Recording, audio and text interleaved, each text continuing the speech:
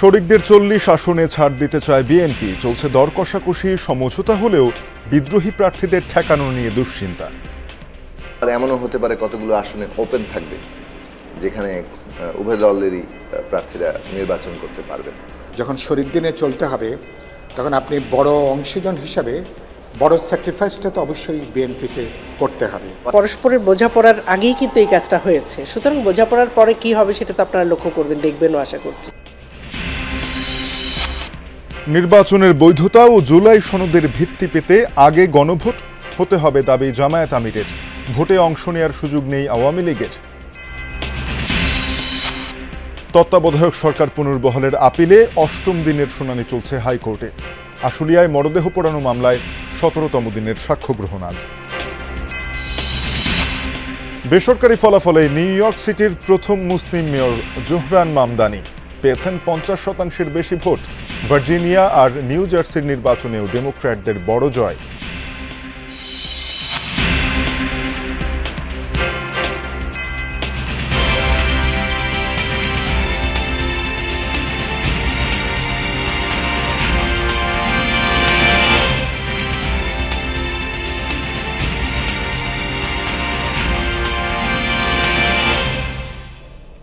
আমন্ত্রণ যমুনা নিউজে, আপনাদের সঙ্গে আছে আমি তানজিম শাফিন। এতক্ষণ শিরোনাম দেখছিলেন।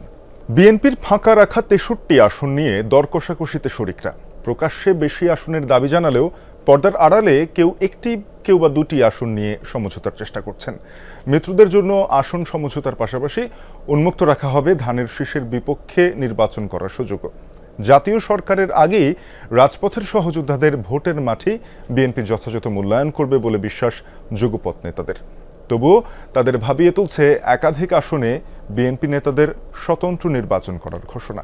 আরিফিন শাকিলের প্রতিবেদন।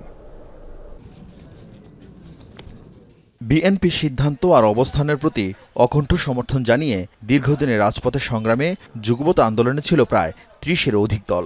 দীর্ঘদিনের সহযাত্রীদের জন্য আসন ফাঁকা রেখে দলীয় প্রার্থী ঘোষণা করেছে বিএনপি মহাসচিব। আমাদের যুগপৎ আন্দোলনে যারা শরিক দলগুলো আছেন তাদের সঙ্গে আলোচনার ভিত্তিতে আমরা এই পরিবর্তনগুলো আনতে পারি। ফাঁকা আসনের মধ্যে ব্রাহ্মণবাড়িয়া ৬, জুনায়েদ সাকি, বগুড়া ২, মাহমুদুর রহমান মান্না, লক্ষ্মীপুর ৪, তানিয়া রব, লক্ষ্মীপুর ১, শাহাদাত হোসেন সেলিম, পটুয়াখালী ৩, নুরুল হক নূর, ঝিনাইদহ ২, রাশেদ খান, চট্টগ্রাম ১৩, অলি আহমদ, কুমিল্লা ৭, রেদওয়ান আহমেদের জন্য বরাদ্দ রেখেছে বিএনপি। এছাড়া ঢাকা ১৭ আন্দালিব রহমান পার্থ, ঢাকা ১৩ ববি হাজ্জাজ, ১২ দলীয় জোটের এহসানুল হুদা কিশোরগঞ্জ ৫ সহ সমমানা দলের আরও ৪ জনকে বিভিন্ন আসনে বিবেচনা করছে বিএনপি।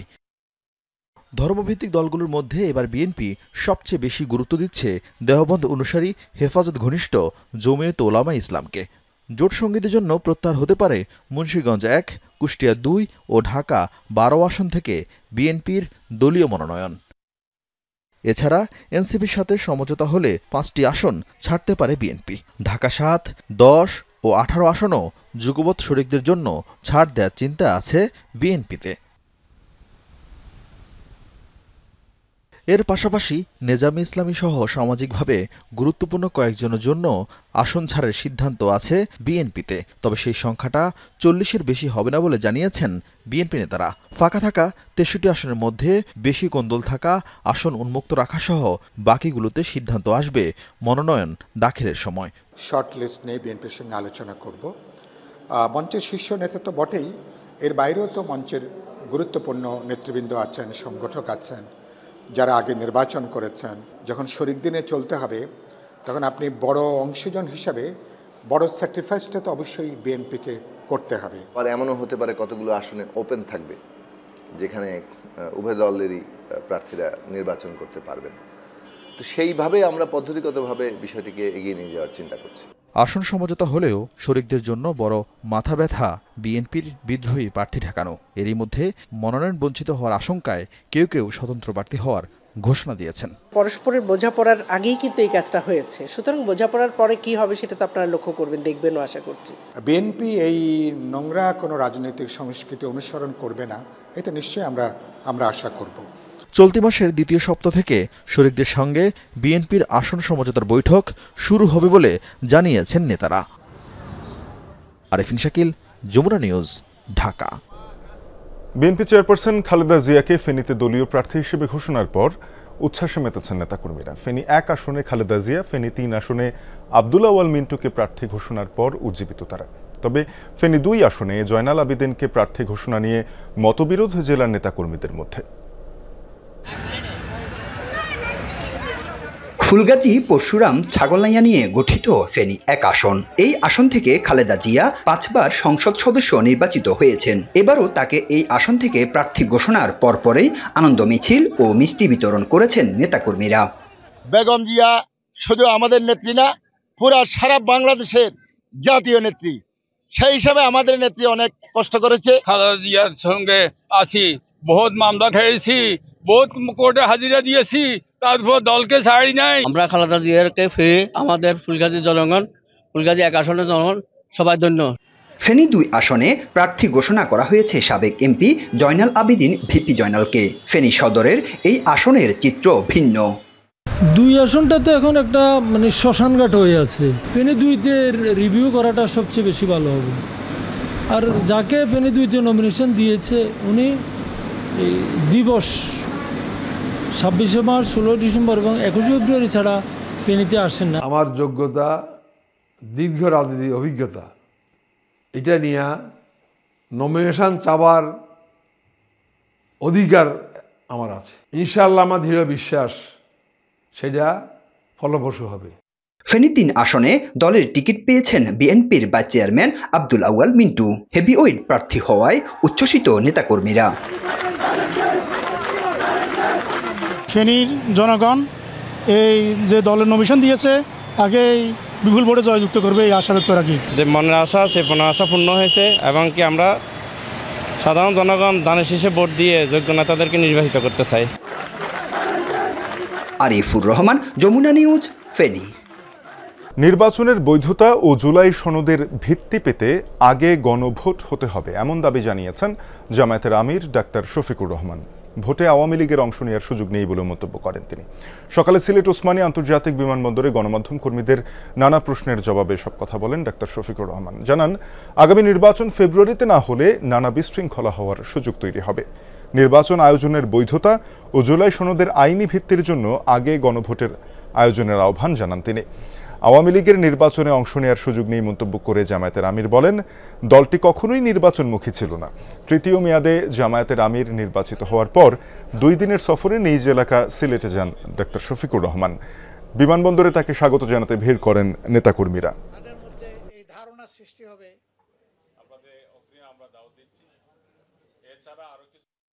আগামী নির্বাচনে প্রত্যেকটা ব্যক্তি যে সত্যিকারের ভোটার সে যেন তার ভোট নিজে দিতে পারে এবং ভোট দেওয়ার পরে ভোটের প্রতিফলনটা যেন সে দেখতে পারে। এখানে যেন অতীতের নোংরা রাজনীতির পুনরাবৃত্তি না হয় সেই ব্যাপারে আমাদের সবাইকেই সজাগ থাকতে হবে। 5 আগস্টের পরপরই 300 আসনে দলীয় প্রার্থী ঘোষণা করেছে জামায়াতে ইসলামী। সোমবার 237টি আসনে প্রার্থী দিয়েছে বিএনপিও। এর পরপরই প্রায় 20টির অধিক আসনে অনানুষ্ঠানিকভাবে নিজেদের প্রার্থী ঘোষণা করে এনসিপি। সে অনুযায়ী এনসিপির শীর্ষ গুরুত্বপূর্ণ নেতাদের লড়তে হবে শক্তিশালী প্রতিদ্বন্দ্বীর সঙ্গে। ভোটের মাঠে জামায়াতের আমির ডাক্তার শফিকুর রহমান কিংবা সেক্রেটারি জেনারেল মিয়া গোলাম পড়ুয়ারও মুখোমুখি হবেন বিএনপির মাঠের ডাকসাইটে নেতাদের। জামায়াত ও এনসিপির শীর্ষ নেতাদের আসনে পরস্পরের প্রতিদ্বন্দ্বী কারা, সেই খবরই জানব তানভীর মৌসুমের প্রতিবেদনে। অভ্যুত্থানে নেতৃত্বদানকারী ছাত্রদের নয়া দল এনসিপির আহ্বায়ক নাহিদ ইসলাম ঢাকা 11 থেকে ত্রয়োদশ জাতীয় সংসদ নির্বাচনে অংশ নেয়ার ঘোষণা দিয়েছে। এই আসনে তাকে লড়তে হবে বিএনপির ডাকসাইটে নেতা এম এ কাইয়ুমের বিরুদ্ধে। আরেক প্রতিদ্বন্দ্বী বাংলাদেশ জামাতি ইসলামীর অ্যাডভোকেট আতিকুর রহমান।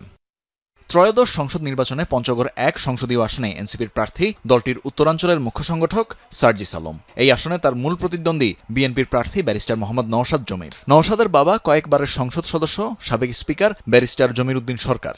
একই আসনে আছেন বাংলাদেশ জামাতি ইসলামীর প্রার্থী অধ্যাপক ইকবাল হোসেন। এনসিপির দক্ষিণাঞ্চলের মুখ্য সংগঠক হাসনাত আবদুল্লাহর আসন কুমিল্লা 4, যেখানে তার মুখোমুখি সাবেক 4 বারের এমপি ইঞ্জিনিয়ার মঞ্জুরুল আহসান মুন্সি। একই আসনের আরেক প্রতিদ্বন্দ্বী জামাতের সাইফুল ইসলাম শহীদ। রংপুর 4 আসনে নির্বাচনী লড়াইয়ে অংশ নেবেন এনসিপির সদস্য সচিব আক্তার হোসেন। সেই আসনে বিএনপি থেকে তার প্রতিদ্বন্দ্বী প্রার্থী রংপুর জেলা বিএনপির সাবেক সভাপতি ও কাউনিয়া উপজেলা বিএনপির আহ্বায়ক মোহাম্মদ এমদাদুল হক ভরসা এবং জামাত থেকে কেন্দ্রীয় মজলিসে শুরা সদস্য ও রংপুর মহানগর জামাতের আমির এটিএম আজম খান। ঢাকা 18 আসনে এনসিপি মনোনীত প্রার্থী দলের মুখ্য সমন্বয়ক নাসিরউদ্দিন পাটোয়ারি। এই আসনে এখনো কাউকে মনোনয়ন দেয়নি বিএনপি। এনসিপির সঙ্গে আসন সমঝোতা না হলে বিএনপি নির্বাচনী জোটের প্রার্থীর সঙ্গে শক্তিশালী প্রতিদ্বন্দ্বিতার মুখে পড়তে হবে তাকে। আরও আছেন বাংলাদেশ জামাতে ইসলামের আশরাফুল আলম। এনসিপির সিনিয়র যুগ্ম সদস্য সচিব ডাক্তার তাসনিম জারা ঢাকা 9 আসন থেকে মনোনয়নের ঘোষণা পেয়েছেন। এই আসনে এখনো কোনো প্রার্থীকে মনোনয়ন দেয়নি বিএনপি। তবে তাসনিম জারাকে লড়তে হবে এই আসনের স্থায়ী বাসিন্দা জামাতের কবির আহমদের বিরুদ্ধে। বিএনপির স্থায়ী কমিটির সদস্য ও সাবেক তথ্যমন্ত্রী ডক্টর আব্দুল মঈন খান নরসিংদী 2 আসন থেকে দলের মনোনয়ন পেয়েছেন, যেখানে কেন্দ্রীয় যুগ্ম আহ্বায়ক সরওয়ার তুষারের প্রাথমিক মনোনয়ন চূড়ান্ত করেছে এনসিপি। এই আসনে জামাতের প্রার্থী মাওলানা আমজাদ হোসাইন। এনসিপির জ্যেষ্ঠ যুগ্ম মুখ্য সমন্বয়ক হান্নান মাসুদ নোয়াখালী 6 আসনের প্রার্থী। আসনটিতে তার প্রতিদ্বন্দ্বী হিসেবে থাকবেন বিএনপির কেন্দ্রীয় সাংগঠনিক সম্পাদক মাহবুবের রহমান শামীম। জামাতের প্রার্থী ঢাকা বিশ্ববিদ্যালয় ছাত্র শিবিরের সাবেক সভাপতি শাহ মোহাম্মদ মাহফুজুল হক। ঢাকা 15 আসন হতে চলেছে 2 শফিকের লড়াই। বাংলাদেশ জামাতে ইসলামীর আমির ডাক্তার শফিকুর রহমানের মুখোমুখি যুবদলের সাবেক ভারপ্রাপ্ত সাধারণ সম্পাদক শফিকুল ইসলাম খান মিল্টন। এই আসনে কোনো প্রার্থী দেওয়ার ব্যাপারে সিদ্ধান্ত চূড়ান্ত করেনি এনসিপি। কুমিল্লা 11 আসনে নির্বাচনী লড়াইয়ে দাঁড়াচ্ছেন জামাতে ইসলামীর নায়েবে আমির সৈয়দ আব্দুল্লাহ মোহাম্মদ তাহের। প্রতিদ্বন্দ্বী হিসেবে থাকছেন নবীন এক প্রার্থী। দক্ষিণ জেলা বিএনপির সিনিয়র যুগ্ম সাধারণ সম্পাদক ও চৌদ্দগ্রাম উপজেলা বিএনপির সভাপতি মোহাম্মদ কামরুল হুদা। এই আসনেও প্রার্থী চূড়ান্ত করেনি এনসিপি। খুলনা 5 আসনে জামাতের প্রার্থী দলের সেক্রেটারি জেনারেল মিয়া গোলাম পরোয়ার। এই আসনেও এখনো প্রার্থী চূড়ান্ত করেনি এনসিপি। দীর্ঘ 29 বছর পর এই আসন থেকে বিএনপির হয়ে প্রতিদ্বন্দ্বিতা করবেন মোহাম্মদ আলী আসগর লবি। 1996 সালের পর 2001 সালের 8ম জাতীয় সংসদ নির্বাচনে বিএনপি নেতৃত্বাধীন 4 দলীয় জোটের শরিক জামাতে ইসলামীর জন্য ছেড়ে দেওয়া হয় খুলনা 5 আসন। এরপর থেকে বিএনপির কেউ এই আসনে প্রার্থী হননি। বিএনপি চেয়ারপারসন খালেদা জিয়া দিনাজপুর, বগুড়া ও ফেনীর 3টি আসন থেকে নির্বাচনে অংশ নেবেন। তার প্রতি সম্মান রেখে এসব আসনে প্রার্থী না দেওয়ার ঘোষণা দিয়েছে এনসিপি। তবে থাকছে জামাতের প্রার্থী। তানফির মৌসুম, যমুনা নিউজ, ঢাকা। নির্দলীয় তত্ত্বাবধায়ক সরকার ব্যবস্থা ফেরাতে আপিল শুনানি গড়ালো 8ম দিনে। প্রধান বিচারপতি সৈয়দ রেফাত আহমেদের নেতৃত্বাধীন আপিল বিভাগের পূর্ণাঙ্গ বেঞ্চে বিএনপির পক্ষ থেকে শুনানি করছেন ব্যারিস্টার রুহুল কুদ্দুস কাজল। এর আগে মঙ্গলবার 7ম দিনের শুনানিতে তত্ত্বাবধায়ক সরকার ব্যবস্থা যদি ফিরে সেটি যেন 14দশ সংসদ নির্বাচনেই কার্যকর হয় তা নিয়ে আবেদন করেছেন বলে জানান বিএনপির সিনিয়র আইনজীবী জয়নুল আবেদিন। আর রুহুল কুদ্দুস কাজল বলেন, সাবেক প্রধান বিচারপতি এবিএম খায়রুল হকের ব্যক্তিগত পছন্দ অপছন্দের কারণে তত্ত্বাবধায়ক সরকার ব্যবস্থা বাতিল করে রায় দেন। জামাতে ইসলামী ও সুজনের পক্ষ থেকে শুনানিতেও আইনজীবীরা তত্ত্বাবধায়ক সরকার ব্যবস্থা ফেরাতে আইনি যুক্তি তুলে ধরেন। গত 27 আগস্ট তত্ত্বাবধায়ক সরকার ব্যবস্থা বাতিলের রায় পুনর্বিবেচনা চেয়ে করা আবেদন মঞ্জুর করেন সর্বোচ্চ আদালত। এর আগে 2011 সালে সংখ্যাগরিষ্ঠ মতামতের ভিত্তিতে তত্ত্বাবধায়ক সরকার বাতিল করে রায় দেন সাবেক প্রধান বিচারপতি এবিএম খায়রুল হকের আপিল বিভাগ।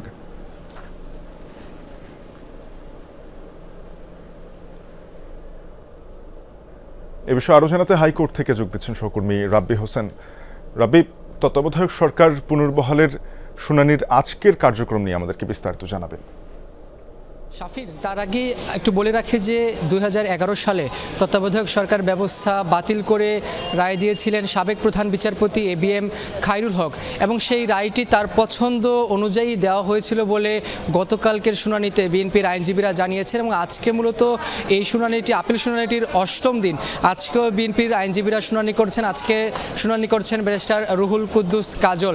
তিনি মূলত এর আগে আপিল বিভাগকে জানিয়েছিলেন যে নির্বাচনকালীন সময়ে তত্ত্বাবধায়ক সরকার ব্যবস্থা যদি আবারও ফিরে আসে সেটি যেন 14দশ সংসদ নির্বাচনে ফিরে আসে সেই বিষয়টি তিনি আবেদন করেছেন। অর্থাৎ এর আগে এই তত্ত্বাবধায়ক সরকার ব্যবস্থা বাতিল করে যে রায় দিয়েছিল সেই রায়ের মাধ্যমে দেশের রাজনৈতিক সংকট তৈরি হয়েছিল, গণতন্ত্রের জন্য হুমকি স্বরূপ হয়েছিল। এই কথাগুলো আপিল বিভাগকে বিএনপির আইনজীবীরা জানিয়েছিলেন। পাশাপাশি জামায়াতের যারা আইনজীবী ছিলেন শিশির মনির, তিনিও বলেছেন যে নির্বাচনকালীন তত্ত্বাবধায়ক সরকার ব্যবস্থা আবারও ফেরা উচিত। বাংলাদেশে ফিরলে বাংলাদেশে গণতন্ত্র আবারও পুনর্জীবিত হবে এবং নির্দলীয় সরকারের অধীনে এবং সুষ্ঠু এবং গ্রহণযোগ্য নির্বাচন হবে এবং বলছেন যে এই যে যতগুলো নির্বাচন পদ্ধতি রয়েছে সেটির মধ্যে থেকে তত্ত্বাবধায়ক সরকার ব্যবস্থাই সবচেয়ে ভালো পদ্ধতি। এই কথাগুলো আপিল বিভাগকে আইনজীবীরা জানিয়েছিলেন, সুজনের আইনজীবীরা জানিয়েছিলেন এবং গতকালকেও বিএনপির পক্ষ থেকে শুনানি করা হয়েছে। তারা বলছিলেন যে বিচারপতি এবিএম খায়রুল হক তার নিজের সিদ্ধান্ত অনুযায়ী সেটি আসলে সংখ্যাগরিষ্ঠতার মতামত নিয়ে আপিল বিভাগের পূর্ণাঙ্গ বেঞ্চে সেটি তিনি 2011 সালে রায় দিয়েছিলেন। এরপর থেকে এই রায় দেওয়ার পরে বিএনপি জামায়াত দীর্ঘদিন ধরেই আন্দোলন করেছিলেন। বিএনপি বিশেষ করে বিএনপির নেতৃবৃন্দ আন্দোলন করেছিলেন যে তত্ত্বাবধায়ক সরকার ব্যবস্থা আবারও ফেরা উচিত এবং ফিরলে সেটি দেশের জন্য ভালো হবে, গণতন্ত্রের জন্য ভালো হবে। এই দাবিগুলো তারা রাজপথে বিভিন্ন সময়ে করেছেন, এই বিষয়গুলো আমরা দেখেছি। তবে বিএনপির আইনজীবীরা বলছেন যে আজকে তাদের শুনানিটি শেষ হওয়ার কথা রয়েছে। শুনানি শেষ হলে রাষ্ট্রপক্ষের যারা আইনজীবী রয়েছেন তারা শুনানি করবেন। পাশাপাশি এখানে বলা হচ্ছে যে তত্ত্বাবধায়ক সরকার ব্যবস্থা যে বাতিল করে 2011 সালে রায় দিয়েছিল ত্রয়োদশ সংশোধনী মামলায়, এরপর থেকেই এই যে পরপর 3টি নির্বাচন হয়েছে, সেখানে আওয়ামী লীগ বিভিন্নভাবে আসলে সুবিধা নিয়েছেন, এই বিতর্কিত নির্বাচন করেছেন, এই কথাগুলো তারা আপিল বিভাগকে জানিয়েছিলেন। তবে আজকে শুনানি শেষ হলে আমরা আরও বিস্তারিত জানতে পারবো যে ফিরলেও তত্ত্বাবধায়ক সরকার ব্যবস্থা ফিরলেও কিভাবে সেটি আসলে কার্যকর হবে সেটি জানা সম্ভব হবে।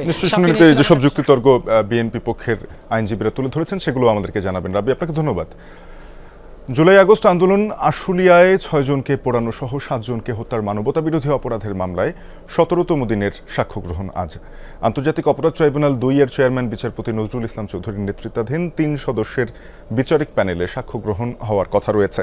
সাক্ষ্য দিতে পারেন 2 জন। এর আগে সাক্ষ্য দেন ভুক্তভোগী পরিবার, প্রত্যক্ষদর্শী সহ 21 জন। এই মামলায় আসামি সাবেক এমপি সাইফুল ইসলাম সহ 16 জন। এর মধ্যে 8 জন পলাতক আছেন। এর আগে 21 আগস্ট এই মামলায় 16 আসামির বিরুদ্ধে আনুষ্ঠানিক অভিযোগ গঠন করেন, বিচার শুরুর আদেশ দেন ট্রাইব্যুনাল 2। অভিযোগে বলা হয় 5 আগস্ট 6 জনকে হত্যার পর মরদেহ পুড়িয়ে দেওয়া হয়, তবে সে সময়েও জীবিত ছিল 1 জন। এছাড়া 4 আগস্ট আশুলিয়া থানার সামনে একজনকে গুলি করে হত্যার অভিযোগ আনা হয় আসামিদের বিরুদ্ধে।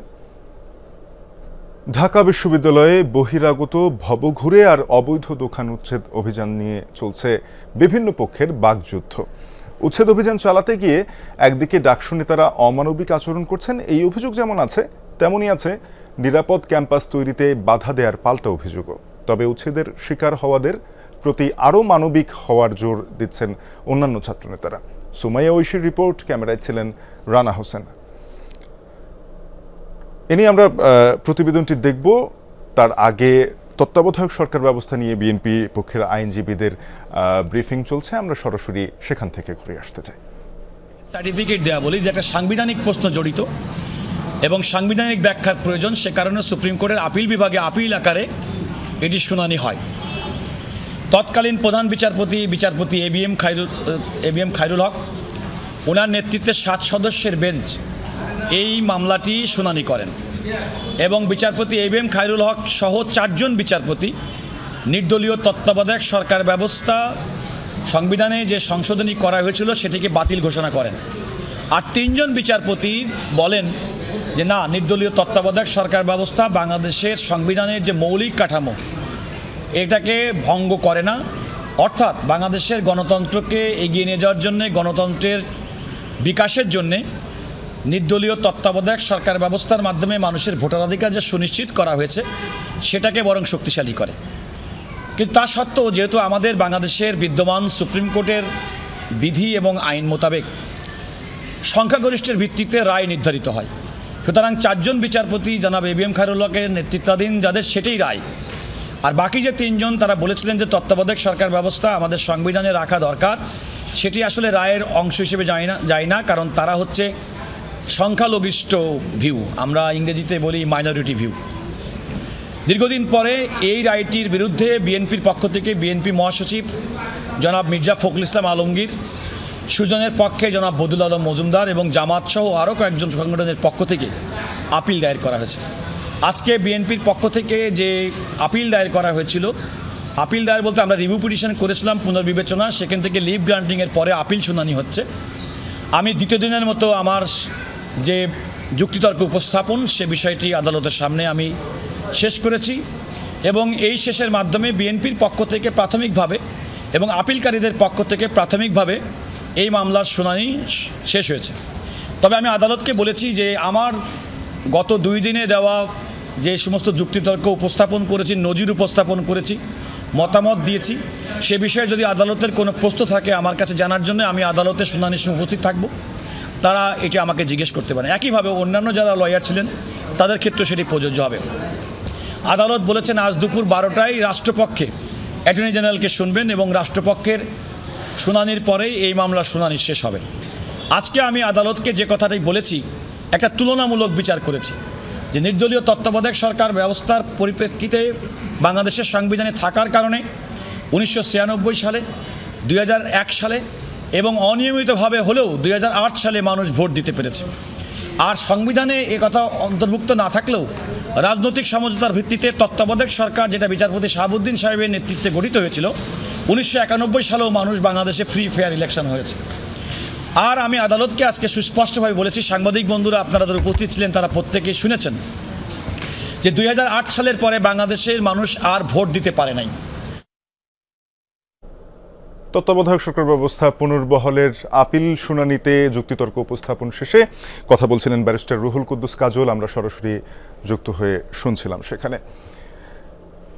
একটু আগেই বলছিলাম যে ঢাকা বিশ্ববিদ্যালয়ে অবৈধ দোকান ভবঘুরে উচ্ছেদ নিয়ে ডাকসু নেতারা অভিযোগ করছেন যে সেখানে তারা বাধার সম্মুখীন হচ্ছেন। অপরদিকে অন্যান্য ছাত্র সংগঠনের নেতারা বলছেন যে ডাকসু নেতাদের আরও বেশি মানবিক আচরণের প্রয়োজন। এ নিয়ে সহকর্মী সুমাইয়া ঐশীর প্রতিবেদনটি দেখব এবার। শাকিল হাসান টিএসসির এই জায়গায় ব্যবসা করে গেল 20 বছর ধরে সংসার চলছে তার। সম্প্রতি ডাকসু ও বিশ্ববিদ্যালয় কর্তৃপক্ষের অবৈধ দোকান উচ্ছেদের মাঝেও তার বুকে ভর আছে অনুমতি থাকায়। যারা 2008 সালের আগে এখানে আসছে তাদেরকে কিছু দোকান দিচ্ছে, 11টা দোকান দিচ্ছে। তারা বলছে যে কাগজ কলমে লিখে দিব যে 11টা দোকান পারমিশন দিব, ক্যাম্পাস থেকে ভবঘুরে অবৈধ দোকান উচ্ছেদের পর এখনও বিচ্ছিন্নভাবে বেশ কিছু ভ্রাম্যমাণ দোকান রয়েছে ক্যাম্পাস জুড়ে। পেট চালানোর দায়ে উচ্ছেদ অভিযানের ভোগান্তি নিয়ে কথা বলতে রাজি নয় তাদের কেউই। নির্বাচনের 2 মাসের মাথায় বিশ্ববিদ্যালয় প্রশাসনের সমন্বয়ে উচ্ছেদ অভিযান শুরু করে ডাকসু নেতারা। ক্যাম্পাসের বিভিন্ন স্থান থেকে ভবঘুরে অবৈধ ভ্রাম্যমাণ দোকানগুলোকে সরিয়ে দেয় তারা। তবে উচ্ছেদের এই প্রক্রিয়ায় আচরণগত এবং নীতিগত নানান প্রশ্ন আসছে। তাদের জন্য একটি বিকল্প ব্যবস্থা আমার এখানে চালু করতে হবে, বিকল্প পুনর্বাসন ব্যবস্থা, এবং সেইটা বিশ্ববিদ্যালয় একা করবে না। ক্যাম্পাস কর্তৃপক্ষ, প্রশাসনকে এবং নির্বাচিত প্রতিনিধি যারা আছেন তাদেরকে সিটি কর্পোরেশনের সাথে আলোচনা করে সেই সব ভবঘুরিদের দ্রুততম সময়ের মধ্যে আবাসন নিশ্চিত করা উচিত।